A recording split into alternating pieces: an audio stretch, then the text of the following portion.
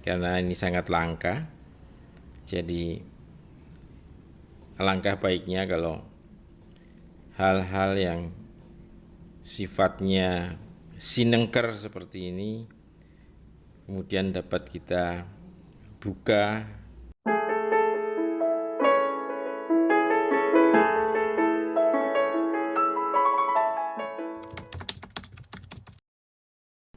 Assalamualaikum warahmatullahi wabarakatuh.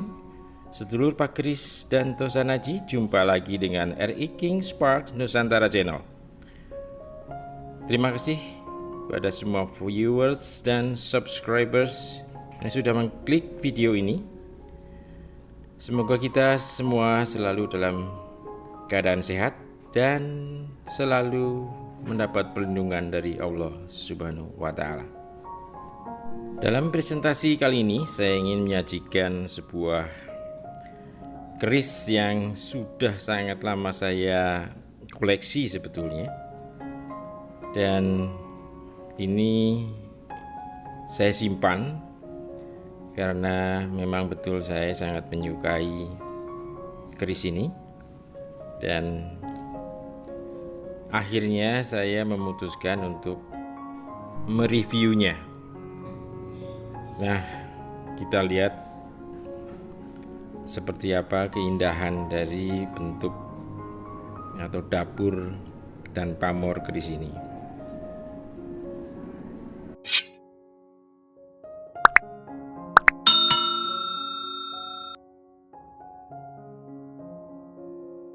Karena ini sangat langka, jadi alangkah baiknya kalau hal-hal yang sifatnya sinengker seperti ini kemudian dapat kita buka agar dapat memberikan informasi sebanyak-banyaknya kepada masyarakat luas tentang seluk-beluk kehidupan Tosanaji, termasuk di dalamnya adalah berbagai bentuk atau dapur serta beraneka ragamnya pola pamor yang ada dalam sebilah Tosanaji.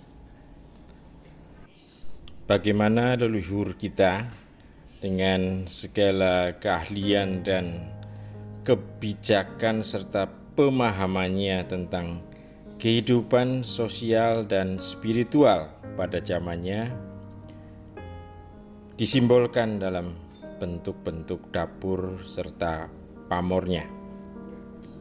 Ini adalah prinsip dari nguri-uri budaya, yaitu tentang keberlangsungan, keberlanjutan, dan regenerasi kebudayaan leluhur kepada generasi selanjutnya.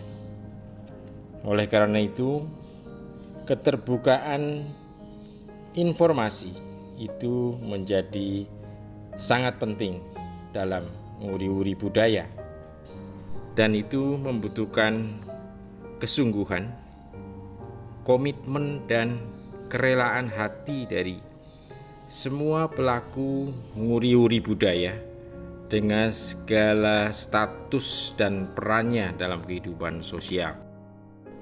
Tidak ada yang bersifat abadi dalam proses perkembangan kebudayaan, karena sifatnya memang selalu menyesuaikan dengan keadaan zaman. Satu-satunya yang abadi dalam konteks kebudayaan adalah perubahan itu sendiri. Oleh karena itu, bagaimana pelaku budaya, khususnya dalam budaya Tosanaji ini, mau membuka diri dan membuang sifat-sifat kontraproduktif dalam nguri-uri budaya ini, seperti misalnya sifat sinengker ini, kerahasiaan atau sesuatu yang tersembunyi karena itu menjadi suatu pusaka atau andalan. Kemajuan teknologi yang selalu disertai dengan majunya atau tingginya cara berpikir masyarakat yang lebih cenderung ke arah realistis dan logis tidak akan menjadi habitat yang sesuai dengan sifat sinengker ini.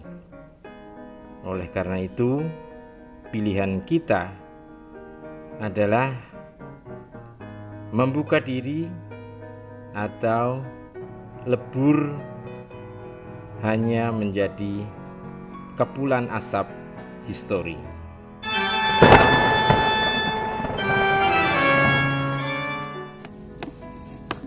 Sedulur Pak Kris dan Tosanaji, mari kita melihat bagian per bagian dari keris ini. Yang pertama kita lihat warangkanya. Warangka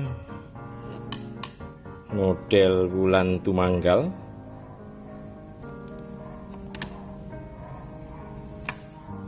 Pendoknya pendok buton.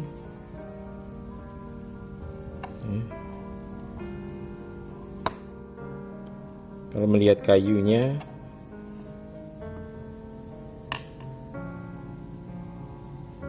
seperti kayu songgolangit. Silakan dikoreksi jika salah. Bentuk dari warangka Wulan Tumanggal. Dalam sebuah artikel yang saya baca, ini melambangkan tentang awal masuknya syiar Islam ke tanah Jawa. Dan model model warangka ini sangat populer digunakan pada zaman Demak dan Pajang, di mana saat-saat itu Islam mulai masuk dalam kerajaan di tanah Jawa, yaitu mulanya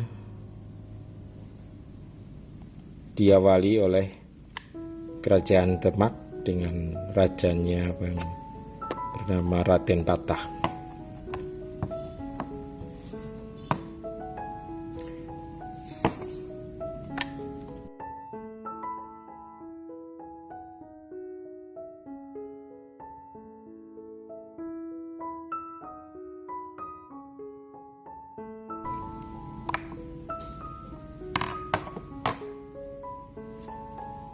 Ricikan yang ada dalam sorsoran bilah.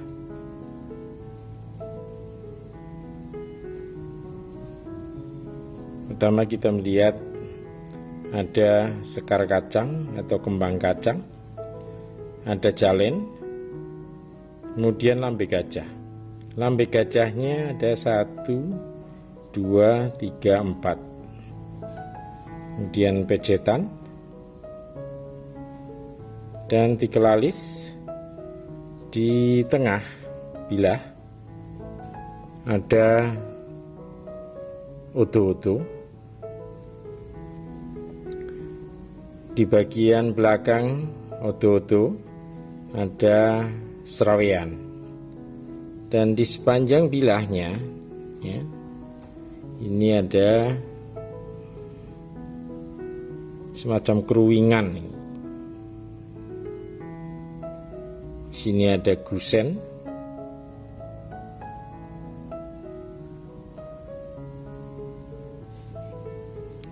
Kemudian di bagian belakang gonjo ada greneng. Grenengnya lengkap do. Look yang ada dalam bilah ini kita hitung 1, 2, 3, 4, 5. Ada bermacam cara untuk menghitung look ya. Kalau kita hitung lekukannya betul, maka mulainya harusnya dari sini. 1, 2, 3. Pada bagian gandik terlihat sangat tinggi. Ini ciri khas dari gandik dari keluarga dapur Kebo atau Mahesa. Dan luknya yang berjumlah 3. Maka keris ini disebut sebagai keris Mahesa Soka. Akan tetapi di ujung bilah kita lihat ada luk lagi. 1, 2, 3. Itu adalah luk dari dapur Urubingdilah seharusnya. Jadi artinya ada 2 dapur di sini, dapur Mahesa Soka dan Urubingdilah. Maka karena yang dominan di bawah adalah Mahesa Soka, maka saya menyebutnya Mahesa Soka campur baur. Dapur Mahesa Soka, saya menemukannya dari buku ensiklopedia keris. Disebutkan bahwa dapur Mahesa Soka itu biasanya dipegang di kalangan prajurit. Prajurit artinya kelasnya atau kastanya kasta satria. Satria itu bisa prajurit ya, atau dari tingkatan bawah sampai ke raja.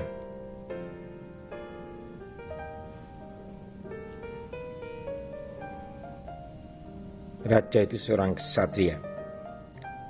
Di kalangan masyarakat Jawa, Kebo atau Mahesa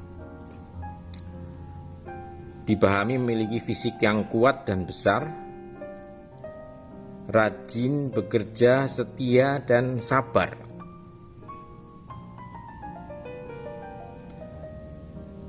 Dan Kebo atau Mahesa di kalangan masyarakat Jawa disebut sebagai Rojo Koyo. Rojo itu raja, Koyo itu kaya. Jadi maksudnya rajanya kaya. Raja itu bisa tentang kedudukan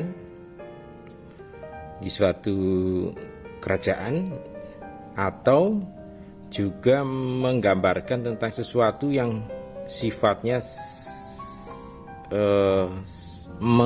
menyangatkan atau berlipat ganda. Jadi maknanya adalah kerbau yang dipahami sebagai raja untuk mendapat hasil yang berlipat ganda.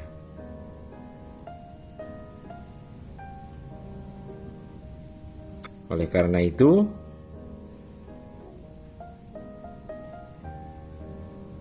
kerbau dipandang memberikan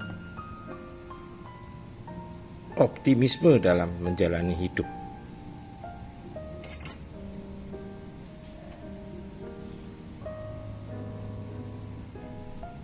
Soka,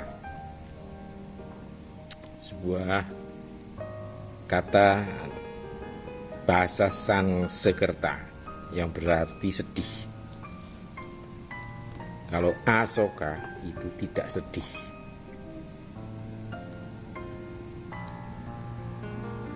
Jadi maknanya apa nih? Mahesa Soka, tentang kesabaran di satu sisi, tentang kesedihan. Kalau kita maknai secara bebas, maka dibutuhkan suatu ketabahan, kesabaran dalam menghadapi peristiwa hidup seperti kesedihan. Di saat-saat sedih maka dibutuhkan hati yang lapang, kesabaran yang tinggi, sehingga mampu meredam situasi hati,